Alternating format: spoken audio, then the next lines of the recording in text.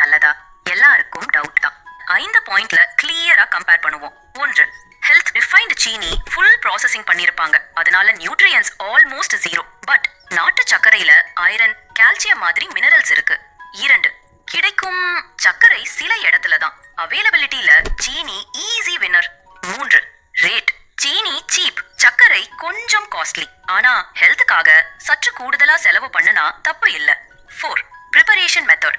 சீனி heavy factory refine process, சர்க்கரை semi natural traditional method, அதனால சர்க்கரையில கெமிக்கல்கள் குறைவு.